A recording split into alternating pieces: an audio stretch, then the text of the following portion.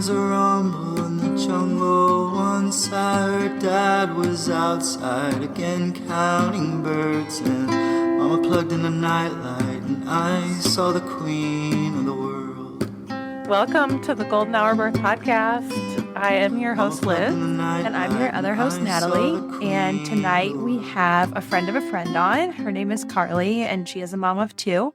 Thanks so much for coming on tonight. Thanks for having me. Yeah. So if you want to go ahead and tell listeners a little bit about you and your family, and we can go from there. Yeah, so I have been married to my husband for about 8 years. We started dating in 2011, so however many years that was. I was 16. So we dated for a while, and then he went to basic training. He's in the Air Force. And we got married in 2014 when I was 18 and he was 20. And then we moved halfway across the country to California. And we started from there. From Missouri. From Missouri.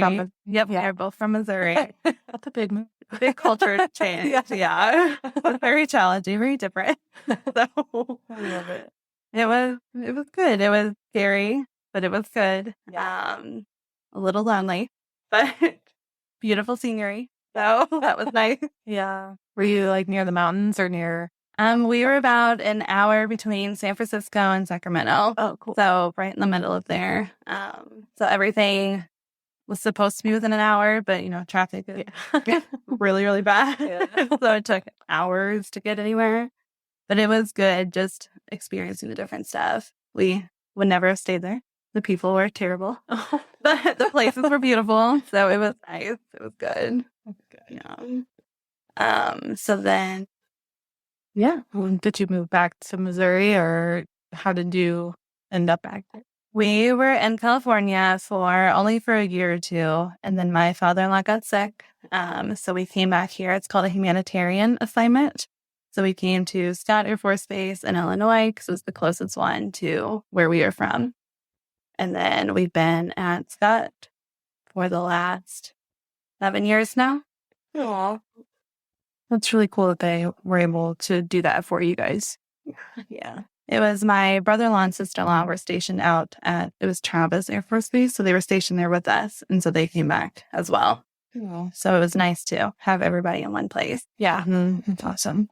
Yeah. So if you want to go ahead and kind of tell listeners, like when you and your husband decided to start a family. Yeah, so we always knew we wanted to young, just to kind of, that way in our eyes, we could, have more money to travel when we're older by ourselves. So we always knew it was going to be young. So we weren't really trying, but we weren't not trying when we got out to California. So I actually ended up pregnant in, I guess, April of 2014.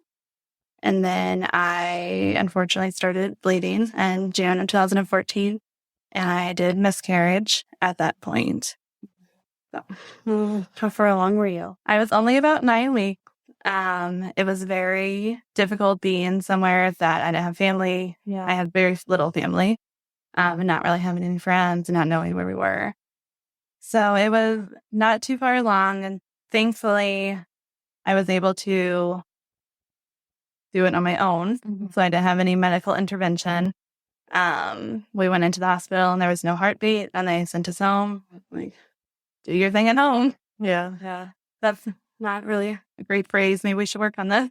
But Yeah.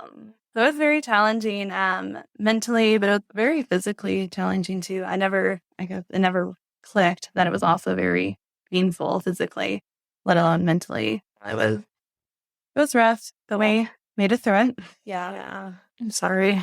Yeah. Definitely probably leaned on each other a lot, especially not having that family and friend around. Definitely. It was a lot. It really challenged our marriage in different ways and made us grow closer. And then being so young, we were very young too. Yeah. So, because I was almost 19 at that point. Oh my gosh. So it was I think it kind of pushed us forward a lot. Yeah. So. And then how did you decide to start trying again after that? After I physically was healed and we were somewhat mentally doing better. We decided we were going to just keep going how we were, not really trying, not really not trying, and just kind of see what happened. And then I ended up pregnant in November 2014, so just a few months later with my daughter, Addie.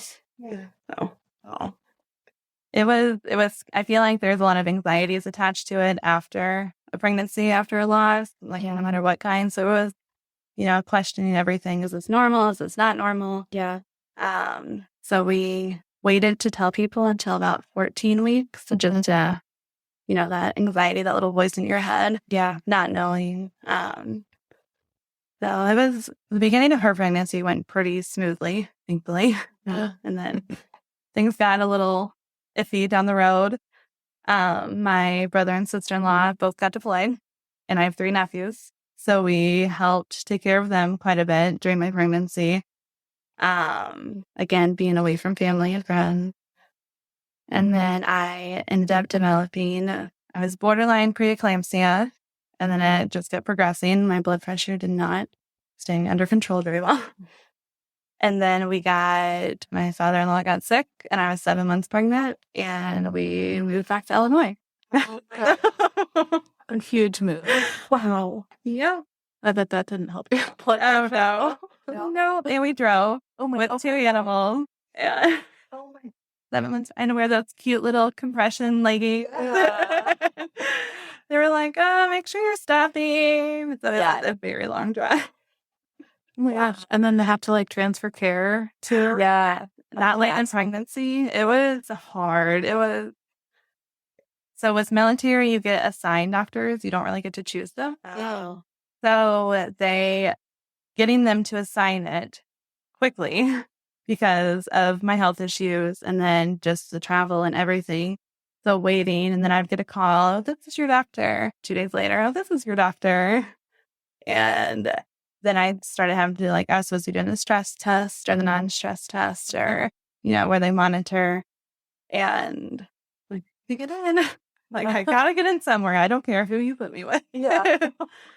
So it was challenging, but I mean, any medical stuff is challenging with that. Yeah. And then unpacking and moving and then things getting lost in the move. And it was, yeah. What else can we add here? It was a mess. Wow. Perseverance you must have. Something like that. Yeah. So I was going in for a lot of testing, a lot of monitoring. Mm-hmm. I remember one time we were at a barbecue and my brother-in-law put salt on my corn on the cob. It was here. I'm not supposed to have salt.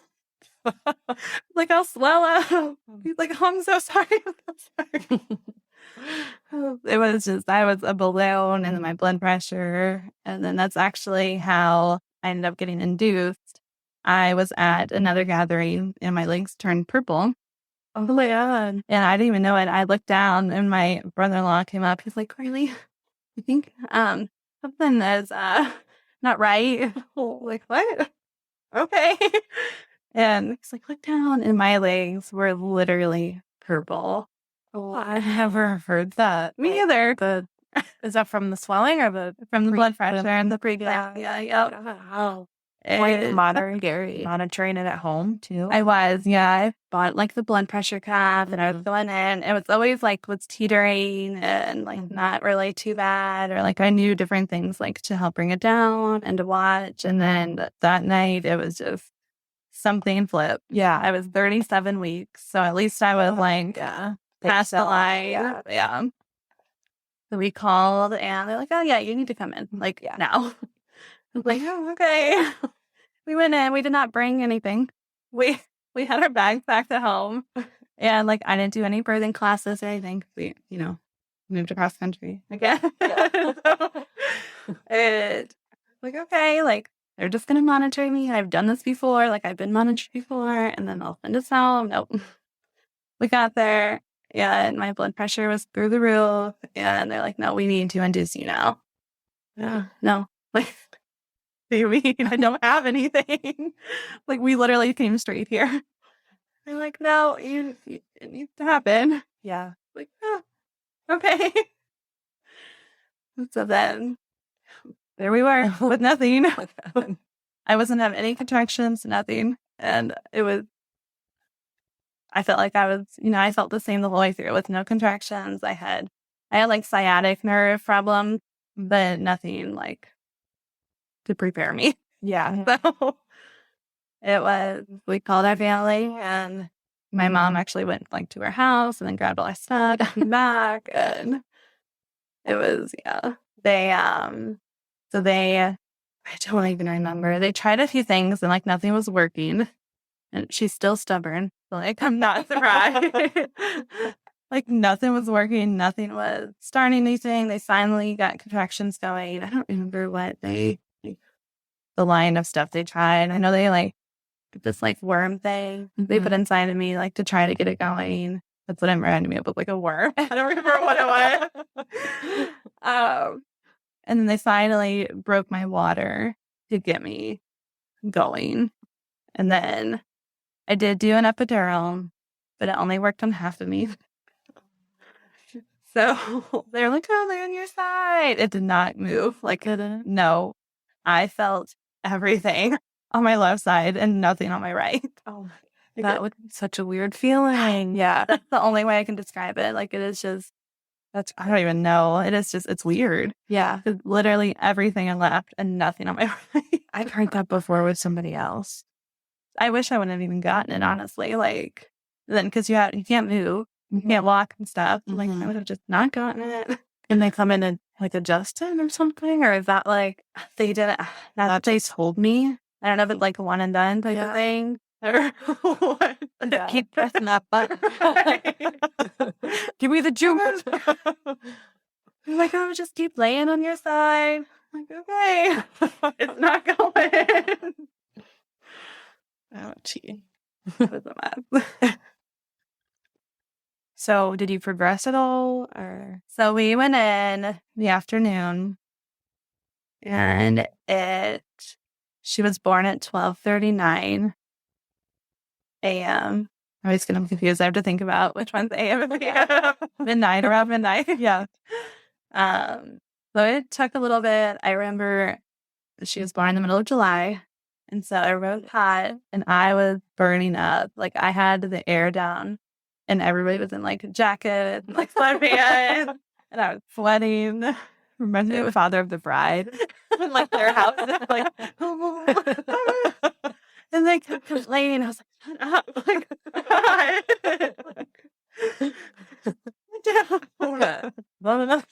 yeah. And my mom was like, I had to dig out my coat. I'm like, okay. I don't care. Protect me. I'm the pregnant one. It's about me, not you. Yeah. I was just everything. I was just irritable. I was hot. I was so hot. It was just bad. Oh, so then, at 12:39, it was pretty easy delivery. I honestly don't remember a lot about it. I remember falling asleep in between pushes, and then I was so embarrassed. I was like, I'm sorry. Like, what's wrong with me that I'm sleepy? Like, I'm so tired. I couldn't keep my eyes open. And she's like, oh, it's fine. Yeah, that's like kind of normal. Yeah, you gotta rest. Yeah, I was literally like, she's like, okay, time to play. I'm like, what? Okay. It's like those like little magical moments where it feels like it's been an hour, 5 minutes, right? She's like, okay, it's time. Yeah. Okay, let's do it.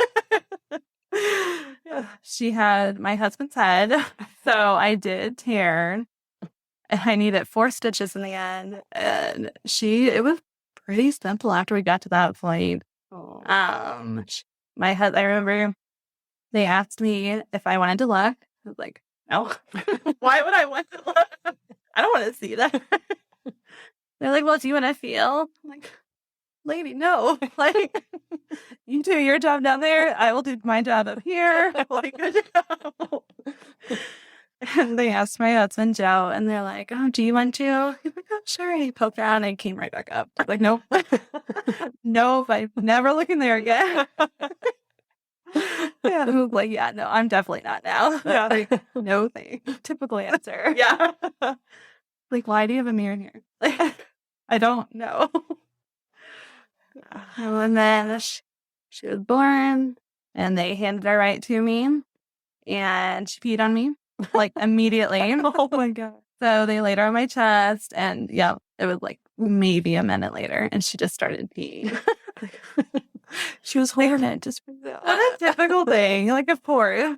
It's really warm. So, Welcome to motherhood. okay. Remember, they were sewing me up, and I was so scared. I'm like, you're going to sew me up crooked. I know you are. Please. And she said, no, we do it all the time. I'm like, you got, like, straight line, please. Like, at least. Like, let's make it even. Like, oh, it's okay. Don't worry about it. And it was great. It was really went smoothly after we got through the daytime event. So it was good. They had to talk me into putting her in the nursery. No, like, just stay with me. You guys will get her confused with somebody else. Give me the wrong kid. Like, no. And we finally agreed to it, which was really nice. So, yeah, just the sleep. We need sleep. Yeah, definitely. It helped. Yeah, how was postpartum with her? It was okay. I have always had like anxiety, like leading up, like ever since I was a kid. And so I do feel like it increased after her, like just like a germ thing. Like we were going into winter for a little bit. I don't want to deal with it. And then, so she had, I think the biggest thing that kind of like was very challenging, she had her first round of shot and she spiked a fever. But it was like 103, like it was decent. Yeah. So they had us go in and they attempted to place a catheter multiple times, which back then I did not know was like wrong. And we ended up back there a week later with an e-coli UTI and getting admitted to the hospital.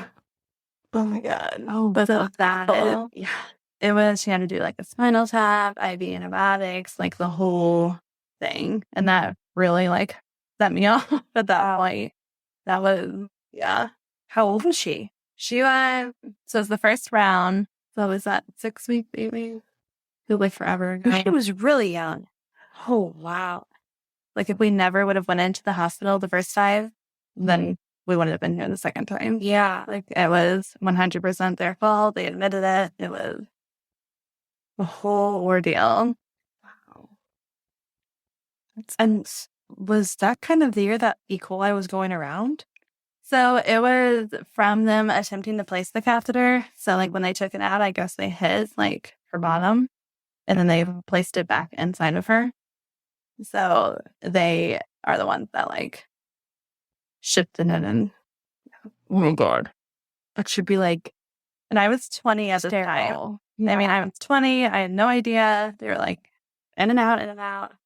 Okay, like you're supposed to be the professional. I have no idea. All right. Yeah. Like we trust you. Yeah. And then here we are. Ouch.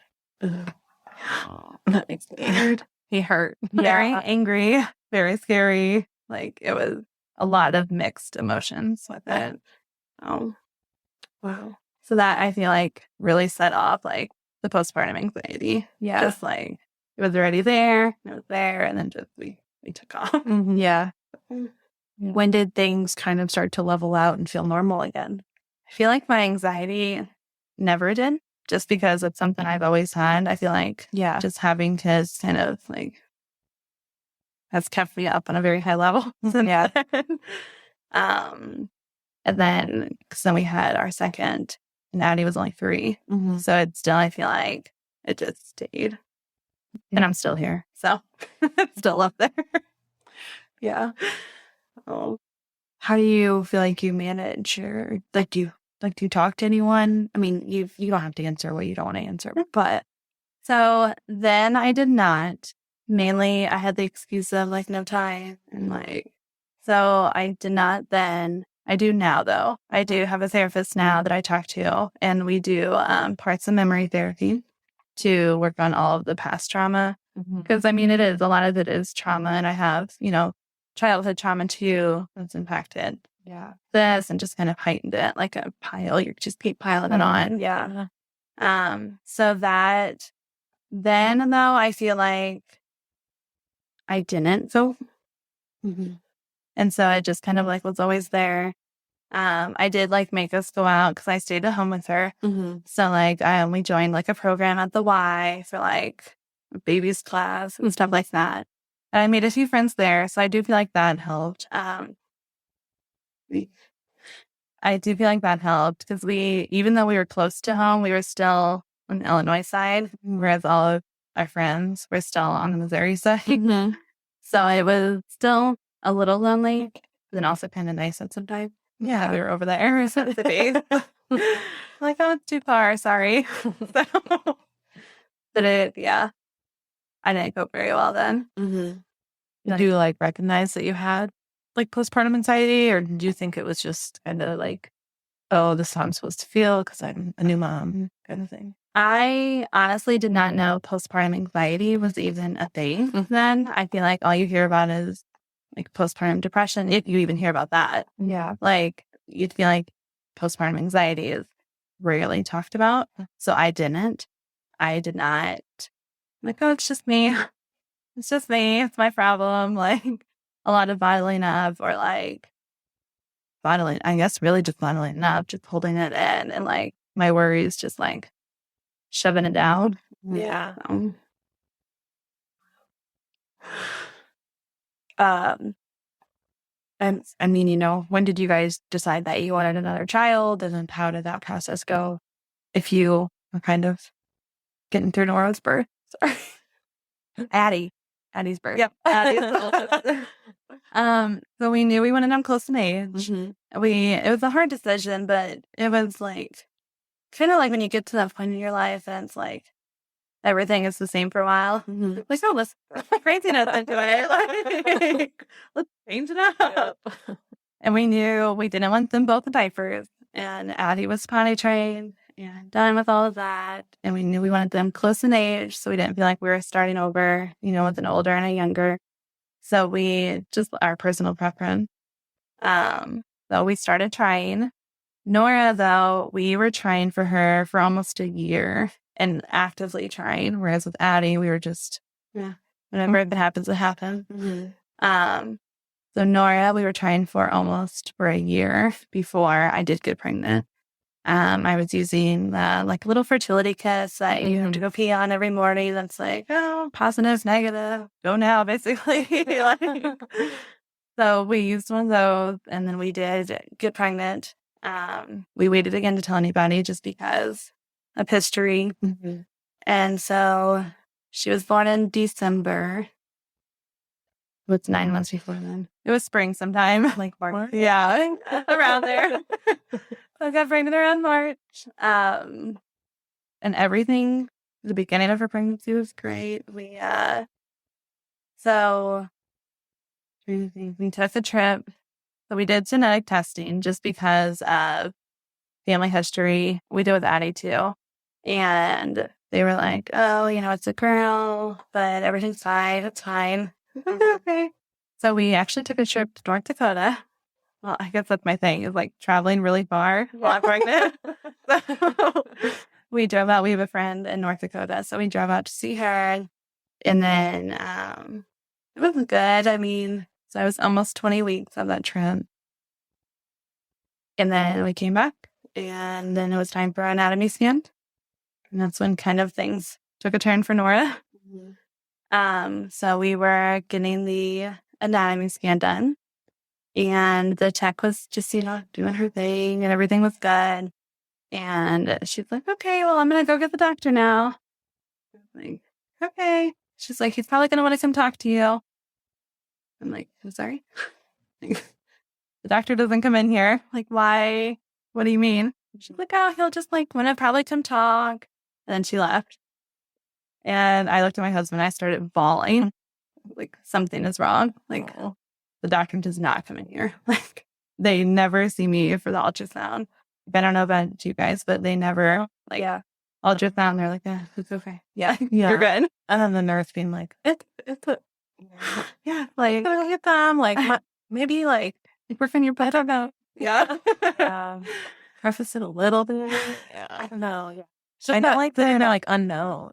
And Yeah. like, forever. Yeah. Like, how far away are they? Like, Yeah. and then your brain really starts going. Sure. And you can also like see like they're in a hard position because they're like not, I think able to like say anything or like diagnose anything. So it's like, that weird. I know it's gonna be like super weird for them. Yeah. But then also, I feel like it'd be everything just gets in your head. Sure. Like, I'm sure they see a lot of stuff and just like you said, it's probably going in their heads too. Like, oh my gosh. Like, so I can see that very challenging on both parties. Yeah. The doctor came in and he sat down and said that her ventricles were enlarged, which I had no idea what that was. Like, and poor bedside manner because most of them do. So her ventricles and her brain had extra fluid in them. So it's called CSF, cerebral spinal fluid. And we all have it, but hers was not. So it's supposed to go down and like it drains and we absorb it and it goes back up. And her ventricles, where it's absorbed, is just where they are. So she had ventriculomegaly, is what it's called. It's kind of the step before hydrocephalus, which again, I had no idea what that was. So they told me that she had ventriculomegaly, her ventricles were enlarged, there was a couple cysts on her brain, and I needed an MRI. And then he left. What? I was just staring. I looked at the tech. I was like, can you please, like, try to explain this to us? Like, can you tell us what's happening, what we need to do, like, where we need to go? And what's funny, like, not funny, haha, but funny, ironic, I was seeing a high-risk OB and my regular OB because of my preeclampsia and the genetic screening that we did.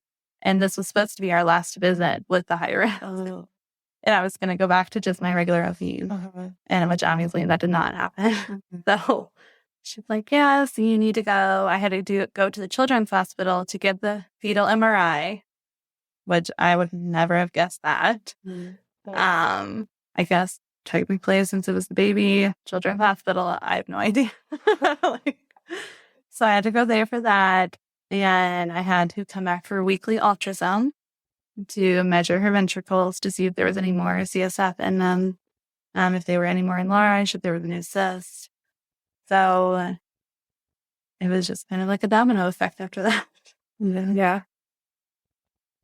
So we did the MRI, which was actually my first MRI. And those things are so tiny and they're so small with a big old valley on you. Yeah. So that was hard. We met with a pediatric neurosurgeon and very arrogant. He was on his phone the entire time. In your meeting, in your appointment, in our meeting with him, we had like a counselor with us, like the genetic counselor. And it was me and my husband and the pediatric neurosurgeon. He was on his phone the entire time. Supposedly a really good surgeon, but would not look up long enough to talk to it. Had to keep going back for LG livid. It was emotional. I started bawling. Yeah. Like, I'm pregnant. I'm emotional anyways, let alone when I'm pregnant. And like, we're scared and we know nothing about this. I mean, then we knew nothing. So it was very frustrating to say the least. Yeah. So we continued with our ultrasound and I ended up having a lot of fluid as well, which we found out later was because of her genetic. So they checked me for diabetes like 4 times. Like, I don't have it. I don't have it. Can we please stop? They're like, oh no, it's a sign of it, just in case. So negative every time. That's good. So, like, you don't need another thing. Yeah. Sorry about blood pressure. Yeah. it was very challenging. She was measuring very big, which Addie was 8 pounds, 8 ounces. And so I kind of was like expecting it. I was huge. I mean, I had fluid and she was measuring big. And so just kept doing the ultrasounds and they measuring my fluid. And then the plan was I was going to have her at the children's hospital and, well, at the hospital connected to the children's hospital, which is, here. And then she would be transferred to the NICU. So it was very long, other 20 weeks or a little less. So I had her, the plan was to be induced at 36 weeks because her ventricles were getting bigger. And just to get her out, and they were going to place a shunt to drain the fluid. And so I was going to be induced. So at least that was planned this time, I thought. So we, the day came and, my mom came over to watch my other daughter, Addie. And we were going in to be induced. So, I was eating after where they told me everything was fine. We get to the hospital. She was measuring 10 pounds, 12 ounces. Oh my God. And I was like, that's fine. Addie was 8'8". Like, I can do this. Let's do it. At 36 weeks. That's a long. Yeah. Was there like anything tied to her ventricles and her weight? So her head was obviously bigger because of the ventriculomegaly at that point. However, she was just a very big baby. So not only her head size, but then she was big. Wow. So a different OB walked in, not the one I thought was going to be there, of course. And like, we can't do this. Like they had started the contractions already. I had been eating and it's like, no, the plan was to be induced. And she's like, you cannot get this baby out. It's 2 pounds. Like, I got it. I got this. We can do it. Like I'm tall, like I'm bigger, like I got this. And like, no. And she did make a very good flight. If she were to get stuck, they would not be able to use the vacuum on her because it can make everything worse with her health. Yeah. Like, okay, like that's a really good flying. So, but then I had to wait. We had to be there, I think at like 6:30 in the morning. And so since I had 8, we had to wait all the way until like 5. Oh my God. Or like 4:30, I think it was. And so I had contractions then because they gave them to me. Yeah. I was having contractions and then I was hungry because then I was waiting and then I was in bed.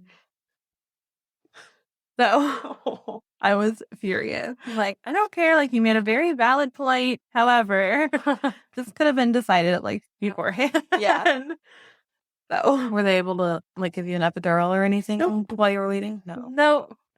They didn't progress too far. And then they did give me, I don't remember. I feel like I have all this trauma that's like blocking my memory. Like, what happened? They did give me, like, whenever I had the C-section, they do, I don't know if is that considered like an epidural?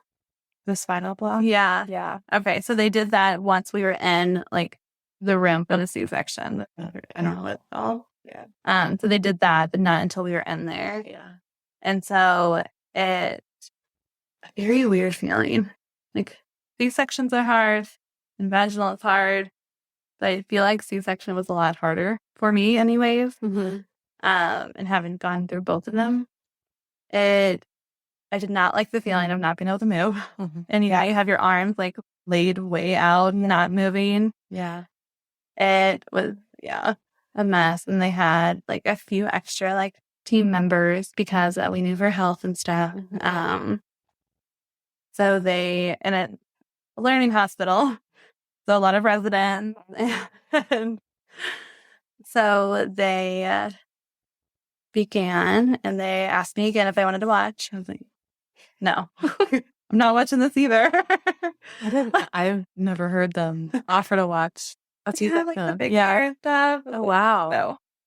I don't think I could watch No. myself being cut open. Especially not feeling it and then seeing it though. No. I've watched 2 C-sections before, and yeah, my belly got a little queasy there. And can you imagine knowing it's you? Yeah. But then like not registering that it's happening? Yeah. I couldn't do it. Joe peeked over and looked, and he again was very quick back. like Open back.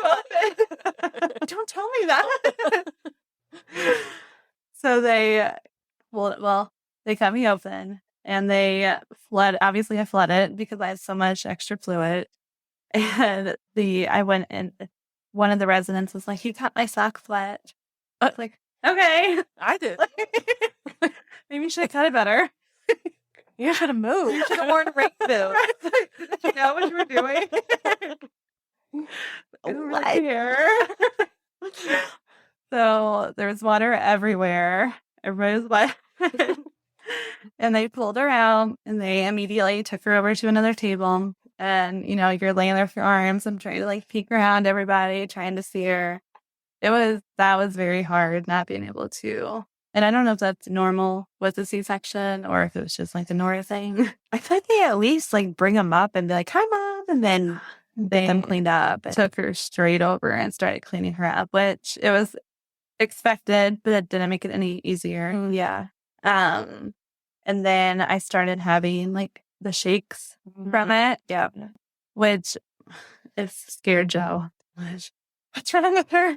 Why is she shaking? But then he was like looking back between like me and Nora, and like, just go be with her. And so they were like, "Do you want to hold her?" and stuff. Yes. After they got her cleaned up, she was alert. She was fried.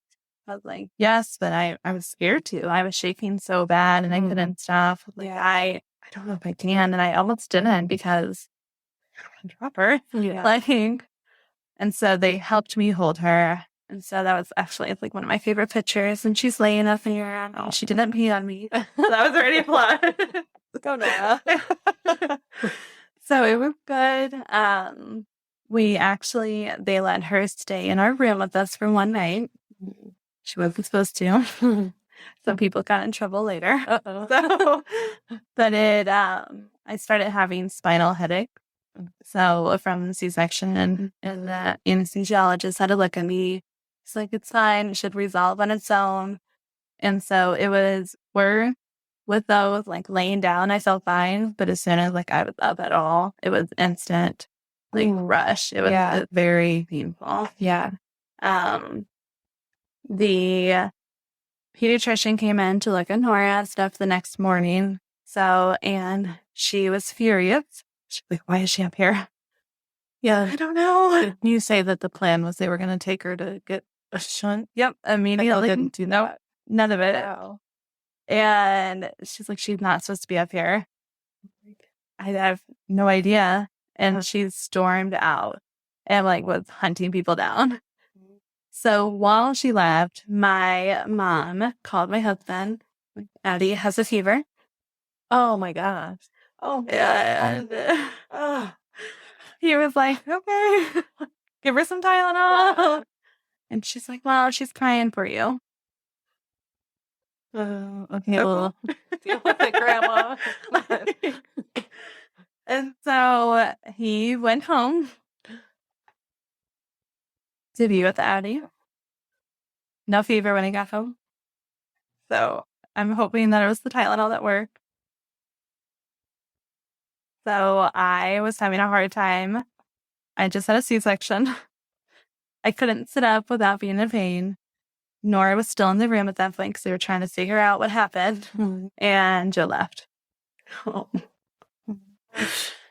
So they came in and they got me a wheelchair, be able to go down. They were taking her down to the NICU. They were going to stop and get imaging on the way. Then we're going to go straight to the NICU, which is nice here because they are connected. So we went down. My mom got there. And I started bawling. Yeah, what's wrong with her? I'm like, she was supposed to be down there. Like, what if it's worse? Like, I don't know what happened. And so we got the imaging and we went down to the NICU. And then it was just me and her for a little while. But not having Joe there, I had to rely on like the transportation of the hospital because, they're attached. It's still, and I couldn't get up. Yeah. And then my head was pounding, so I didn't want to leave her. Yeah. So I finally called them. It's like, I can't, like I was in tears. I was just in so much pain. Like, I have to lay down. Like, I can't be down here. Like, I want to be, I don't want to leave her, but I can't. And then it took them like 3 hours to come and get me. Oh my God. I was sitting in the wheelchair, like, bawling, I was scared. I didn't want to leave my baby, and I couldn't even see straight. My head hurt so bad. And then, not to mention just being cut open a few hours before. Like the nurses couldn't take you back? They couldn't leave their babies. And then my nurses on, the OB side were busy. And so they have like a whole transportation people. I don't know if it's aides. I don't know who does it. It's like a transportation team is like how That's what I wondered. did it. And they always took forever. So like a nurse or I, as like a nurse tech, would just run down and like let a patient out. Or even I would like take patients to like the NICU all the time. Just like, we're going for a ride. Like I want to get you to your baby fast, and I'm going to bring you up faster than the transportation team. I know they're doing like, they're doing it for the whole hospital. Right. So I know it's a lot more. It is. It's a lot. It's also a lot to sit there and wait. Yeah. Like, You just had a surgery, a major surgery. yeah. And it was a hard decision to make anyways to leave her, let alone then it's like, I shouldn't have even called them. Like, I mean, you're waiting. It's not like, could you imagine if a man with appendicitis was just like sitting in a wheelchair? Like, they wouldn't have left him that long. No. Like, And I was just not even my headaches, but then the C-section and then sitting up. And so transported back to the room. I had I couldn't sleep. The pain was just way too bad. And it was so bad I could not sleep. So they gave me a little more medicine to help me. And so I finally fell asleep. And then the next morning, I woke up and immediately was like, I need to go to the NICU. Like, please get somebody. I need to go down. And of course, it took, a few more hours to get down there. I got to get down there like in the middle of the day. The doctors are going to be there. They're going to be checking her out. Like, I can't miss it. So I get down there finally. And a couple of doctors had already been there. And they told me that they found 2 holes in her heart, atrial septal defects, ASDs, and those were not caught during my pregnancy. So I was mad. Like, I was getting weekly ultrasounds, and I know your focus was on her head. However, why was this not caught? yeah. One of them was small, and one of them was moderate. But a lot of the times those will close on their own. Hers did, thankfully. She had positional clubfoot. She had the 2 holes in her heart. She had, they said, a lot of facial, what do they call it? Basically defects. And I hate that word. Yeah. I hate it. Beautiful. Thank you. She knows it too. Look at me. Let me do that right one. She's gorgeous. You need to come up with better terminology. Yeah. It makes me cringe every time. And then the pediatric neurosurgeon walked in. The same one. So actually, it was a different one that I had never met before. Yeah. I was so happy. I was like a little irritated. Like, I don't know who you are. Yeah. You don't know her. Like, and this man sat down with me for 30 minutes talking to me. Only me, not his phone. Like, That's awesome. he to this day is still our favorite doctor. Like, we have a picture of him and Nora, like, on our wall. He is great. It's amazing. So he said that her ventricles actually looked a little bit better than they thought. So we decided to monitor her for a few days. And then we would go home and we'd come back for weekly ultrasounds to check the size of her ventricles, which I did not realize that they could literally do ultrasounds on their head. Yeah. Like, and she had a lot of hair. Like, it was very thick, very long, very dark. Oh. So they kept me in the hospital an extra day to try to help me, since she was down there. However, I still got discharged before she did.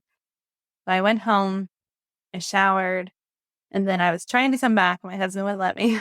He's like, no, just like sleep one night in the bed, and then you can go back in the morning. She has her nurses. Because in the NICU, like a nurse has like 2 babies, and that's it, which is amazing. I'm like, okay. I got to see Addie for a little bit. I slept.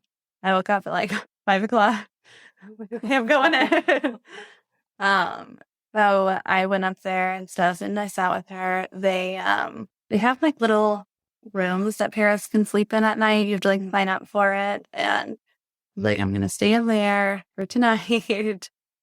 Horrible. Still trying to heal, like from the C-section and stuff, and just and you're bleeding, and just very gross room. And you share the bathrooms like with everybody that was staying there.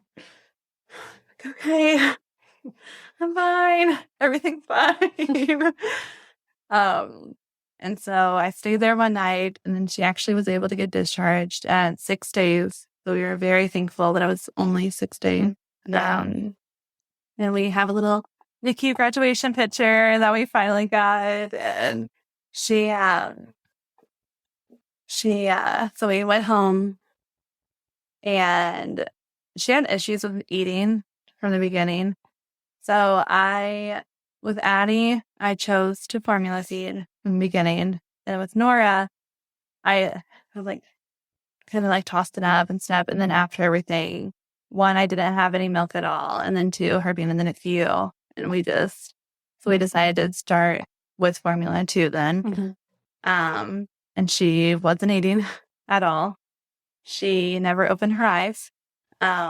The pressure was so bad in her head that we had to turn down the lights in the room, and I was having to feed her like every 2 hours, and I was having to set alarms at night to try to feed her. She wasn't even eating. It would take her close to an hour sometimes to finish a bottle.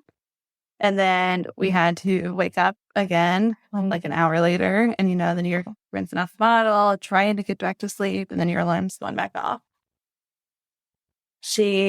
We immediately started therapy, like occupational and physical. And even there, they had to put her in a room and like turn in the lights because she was just in so much pain. So we kept doing the ultrasound, and at 6 weeks, I couldn't wake her up at all. So she was 6 weeks old, and I couldn't get her to wake up. I couldn't get her to eat anything. I couldn't get her to wake up. I called them, like, it's time. And so I took her back into the hospital, and they placed her first shunt. They have a very high failure rate. So it was her first surgery in the middle of January. The surgery itself went pretty smoothly, and then she had a very hard time. So her fontanelle was bigger. She still has it open a little bit, and she's 3.5. With the shunt and the pressure, when it drains it, it flattens it out some because it was bulging. So you know how they're supposed to be soft, hers was bulging because of all the extra fluid. She sunk down too much. And so we had to keep her flat for a while afterward. However, whenever she came back and we got up to a room and stuff, and we're finally like out of the like post-op room, she opened her eyes for the very first time. Aww. And she smiled. Aww. My 3-year-old Addie walked in. She's like, her eyes are blue. Like, we had never seen her eyes. I mean, maybe a minute here and there, and that was it. Yeah. And so that is my favorite picture. There's Nora with a big bandage on her head, and she's smiling. Her eyes are open. I felt like I was meeting her, like, for the very first time. Like, it was incredible. Yeah. Just her eyes and a smile. Then we were in the hospital for a week and a half. Our heat went out in our room. We had to switch rooms like 5 times. Like, gosh. Like, oh, it's cold in here. I'm like, oh, just turn it up. Okay. Like half hour later, it's still cold in here. They finally switched us and stuff, and it was a mess. So we got to go home a week and a half later, and then she ended up having a shunt failure, and the pressure went back up in March, and she started projectile vomiting, which is a symptom of a shunt failure. So she was projectile vomiting, and she couldn't fall asleep at first, and then she couldn't wake up. Like, she was screaming so much, and then after she stopped, then I couldn't get her to wake up. We took her back in, and her shunt failed. So we had to do it all over again. And that was in March, so she was 3 months old. We were in there for a few more days. We got discharged again. She was doing good. And then she started leaking CSF through her stitches. We were back in the hospital. And they were able to get it to stop and stuff. And we went home. And she got to live a, quote, normal life for a little bit. So right now she has a total of 14 specialists. And then it was like we were starting to creep up. Like, we weren't quite there yet, but we were just adding here and there as they found more things going on. And then July of that year, or June going into July, was like our big thing. Her breathing, she started breathing really fast. And we called the pediatrician. Like, her respiratory rate is really high. Like, what do we do? Like, we don't think you can make it to Children's. Like, you need to go to just whatever hospital's closest. She got diagnosed with pneumonia. Like, this is wrong. And they're like, well, we are going to transfer her to Children's anyway. Like, okay, that's fine. So we can treat her as if she had pneumonia. They did. They started treating her as pneumonia. Like, she was not sick. Like, she has no other symptoms. Like, this is middle of summer. Like, I don't agree. Something else is going on. Yeah. So they transferred us, and children were like, oh, well, we like to have our own imaging. Fine, like, do what you have to. She had pleural effusion and a partially collapsed lung. Atelectasis, I believe it's called. Wow. Compared to pneumonia. Yeah. That's a little different. Yeah. This is why we go straight to the children. Yeah. So that hospital stay was for 30 days. I did not leave the hospital once. I stayed with her the entire time. Thankfully, it was like pre-COVID, so at least Joe and Addie could come up and be with us. Yeah. And they had every single doctor look at her. They could not agree with like what it was. They were like, we don't know. At that point, one of the nurse practitioners that was with us, she actually noted in her chart that her genetic testing came back. And she's like, I have a geneticist friend that if I call him, I bet he would come in. Yeah. Like, yeah, please call. Like, we don't know what's wrong. We don't know, like, if this could be her genetics. And so she called him, and this man came in on his day off, was like, I know what's wrong with her. He diagnosed her with Lewy-Steep syndrome. So she had 2 genes that showed up. And one was, so it's SMAD3 and AMIR1. And it ended up being Lewy-Steep syndrome and osteopathia striata with cranial sclerosis. We call it OFC. And it did not explain like the breathing, but it explained like the hydrocephalus and the heart and her feet and everything else.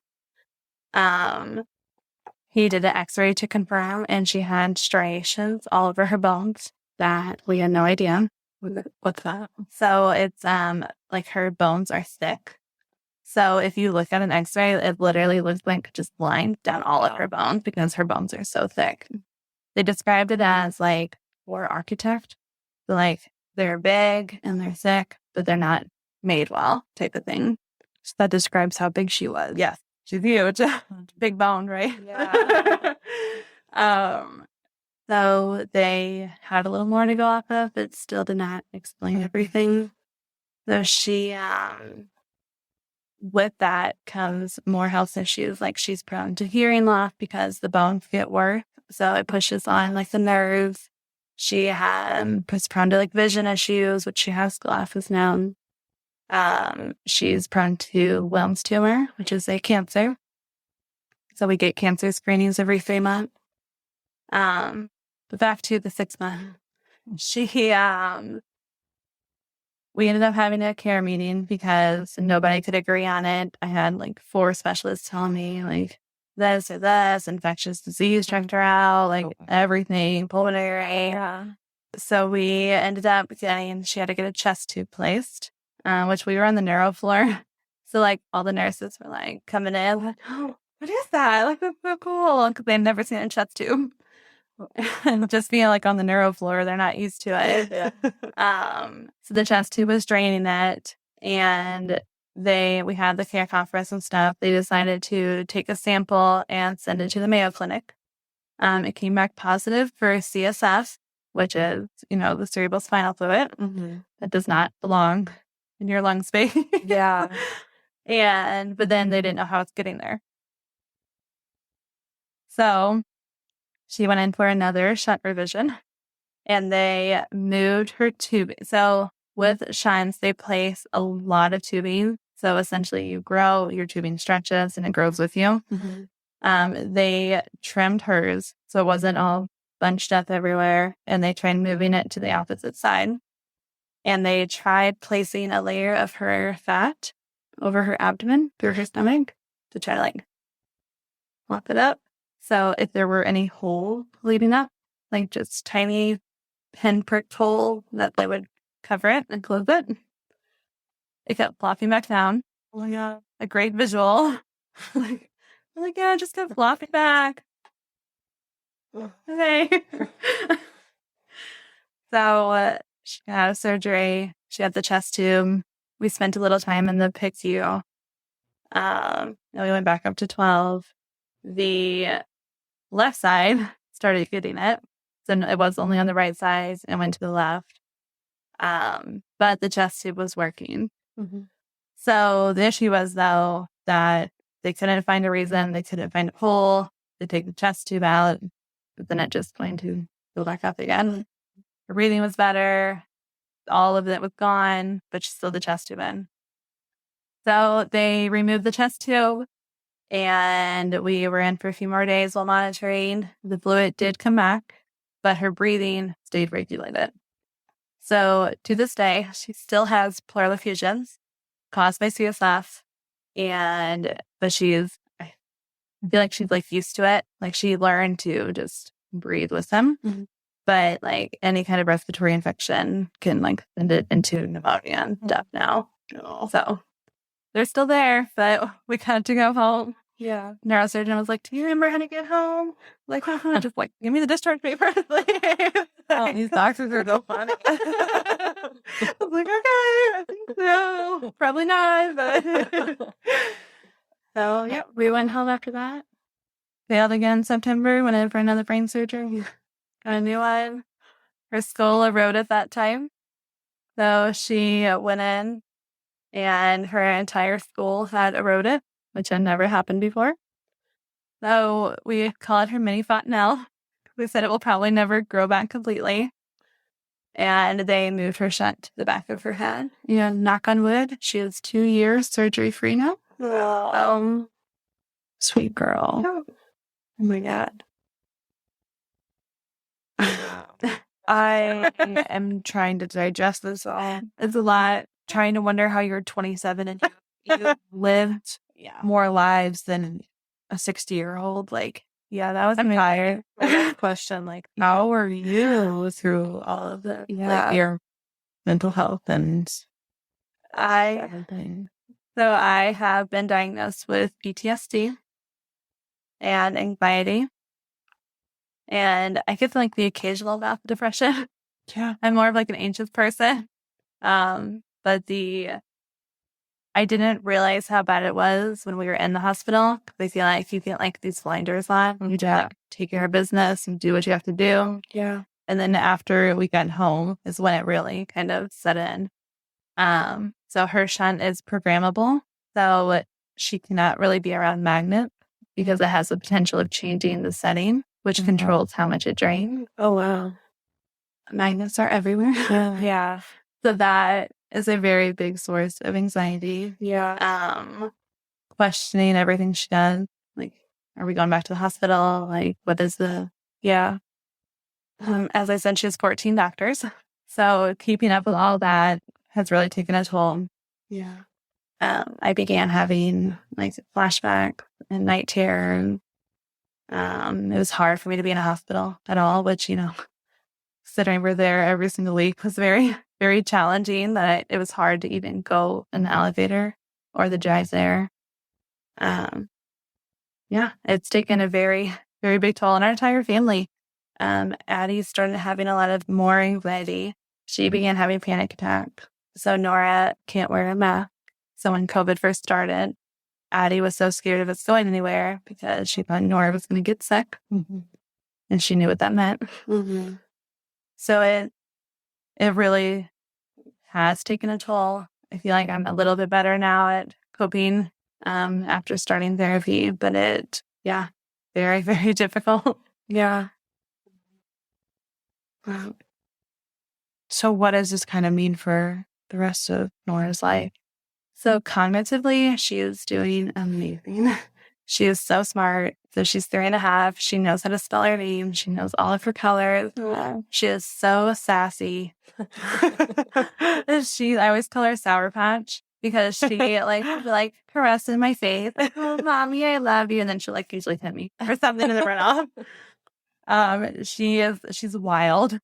So Addie is very calm. Like we always joke, like we never had to use baby seats. We never had to buckle her, like nothing. And Nora is like jumping off the couch. Both of you, that had to be you. Like, Yeah. And so she is just wild. Her favorite thing is physical therapy. She loves physical therapy. She excels in it. So she wore braces for a while, orthotics, and we always say she Forrest Gumped her way out of it. Oh, She started like running faster. We're like, all you did was like grow her muscles. Yeah. Carrying them around. Oh, you said she had a club. She did. Yeah. And then she has hip dysplasia too. And so with the club foot, she had a bunch of different kinds of braces, but then she was in them, it's 2 years, and she graduated out of them last year. And she runs. I mean, she started sitting with the chest tube in her. She started crawling in the hospital bed with the chest tube in her. Like, She's determined. She very much so. She's doing amazing. Well, She still has a lot, like eating is very hard for us. She still has reflux. We're actually traveling, and we travel out of state for a GI doctor just because we had a hard time here. Just to get some answers. So like eating is hard. She drinks formula that's high calorie and stuff like that. But overall, like she's doing amazing. She gives me gray hair, but she's doing amazing. So amazing. so it's just kind of like managing. It is most of it. So like she has to do cancer screenings every 3 months. Neurosurgery we see occasionally. He would like call me to check on her. He's like, "Hey, how's Nora doing?" So we still see him. We see, I mean, there's all different kinds. We have to see pulmonary for the pleural effusion, ophthalmology. She's had a few hearing tests that have showed hearing loss, so stuff like that. Our biggest challenge right now is the eating. And then she was having a lot of seizures our first year when we were in the hospital most of the time. She was able to wean off of her seizure medication, which was great. Yeah. She's had 1 seizure that's weaned off of it, but it was due to an IV placement. Other than that, like it's just, like you said, managing, but it's 14 doctors. So Yeah. like we're always managing. Yeah. And then she does physical, occupational, and speech therapy too. Wow. And is it all connected to the genetic They think so. So disorder or? Just like a condition we usually say, yeah. So the OSCS is very rare. There's less than 100 cases in the entire world. Oh. So there's not a lot known about it, which makes it challenging for like when we need it. The Louis Dietz is also rare, but there's a lot more known about it. So we did a test to see how much like the OSCS was affecting her. And it showed like 64% of her genes, which is pretty high. And so they think her having both of them is actually helping her, at least. They just don't know how because they've never seen it before. So they said her having two could just be kind of like counteracting in certain way. So like, for example, Louis Dietz were very tall. OSCS, usually they're short. And Nora is like taller. Yeah. So, and we don't know like what is one and what's the other. Yeah. So. Wow. That's not wow. Yeah. I don't know if I have any words. Thank you so much. What I guess what advice would you have for other moms that are going through a lot of unknowns and they're like pregnancy and with a newborn baby or even now? I think the biggest thing is to remember that you're not alone. Like even if it's extremely lonely and you feel like people don't understand, but there are people that do understand. Even if you like social media, people talk about how bad it is all the time, but then you can find people that do relate. I think that's the biggest thing, and to make sure you're taking care of yourself, as cliche as it is. Yeah. Like for example, in me, I didn't realize how bad I was until it was almost too late. And so I think that is the biggest thing is getting help and seeking help and just knowing there's other people out there. Yeah. I'm so happy you have a therapist and have that like support because, wow, I helped a lot. It has made a lot of changes. I mean, I'm sleeping, like all different kinds of things. Yeah. I feel like I've even thought about like when you get your kid's diagnosis or hospital stays, like that should be something that's, here's a list of therapists that specializes in trauma or just something, because you almost get like forgotten and you're put up on this like pedestal of like, oh, you're so strong. Like I can never do that. I'm doing what I have to for my kids. Like you guys would do it too. Like it's just what has to be done. Yeah. I'm so sorry. You're so right. Like you said that perfectly. I'm not strong. Like I'm just a mom. Just do what I have to. I mean, it's got to be done. She's got to be taken care of. I'm sorry. I've been holding that in the whole time. We made it this far with no cry. Oh man. And like, I feel bad like crying in front of you. This is like your day in and day out. And like I'm hearing it. I'm just like my heart and your heart is different. And I've had to like talk about that, or even like with my friends or anybody. I'm like, just because something you're going through might not be hard to me because it's mine, but it's still hard to you. Or when I've been going through it was hard to me. It's a different level. Yeah. And it's still hard. Yeah. I mean, life is hard. Motherhood is hard. It's so hard. It's so hard. Yeah. It's hard. Yeah. Even with like this week, well, it won't air this week, but this week being like birth trauma week, like it took me a while to figure out that I had like birth trauma. And because you think of like birth trauma being like, I almost died. Right. Yeah. It's bleeding. But like, there's a lot that, can be considered trauma. That's when I was processing with my therapist and like we were going through everything. And in my head, it was just like the big hospitalizations that like were affecting me. Yeah. I told her like our birth story and she's like, oh my gosh, so you have like birth trauma too. I don't think so. She's like, no, you do. Like, I mean, it is. Or even like, just like with Addie, like my lights turn purple. Like am I going to lose my life? Like, you have all these thoughts going through your head. I mean, and I feel like it all gets like dismissed. Yeah. Like, I mean, our babies are great. Obviously, they're amazing. But then, like, we're just left like in the dust. Yeah. Yeah. Everything becomes about the baby. Yeah. And you're just, obviously, like you said, like, you're just doing what you have to for your child. But, like, they don't even know how to, like, talk to you yet because they don't even have the words to tell you what's going on. Yeah. And so you're just, like, sitting there and, like, probably you're guessing. Yeah. Yeah. And then they're screaming because they're getting, like, an IV or something. And so, like, they think they're being hurt. And then, like, you got to do this. Like, we've got to do this. Mm-hmm. And then they're just screaming there in pain, like, hurting. And I think the age, it's, like, it's hard, especially now, her being a toddler. Like, she's vocalizing, I don't want to go to the hospital. Yeah. I don't want to either. Yeah. Like, I don't want to be there either, but we have to do it. Yeah. So it's hard.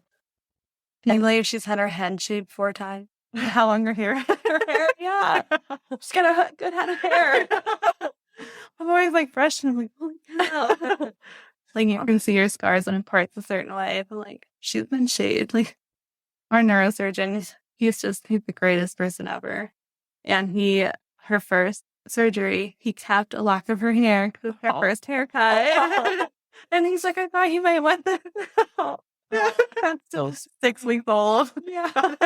Addie was like 3 for her first haircut. Oh. Like, you have a good team of doctors. I've worked very hard to find it. We've switched a lot, just like GI. It's the GI. We're going to Cincinnati, and they did more in 3 hours with Nora than our local did in 7 months. Oh my God! Like, wow. Yeah.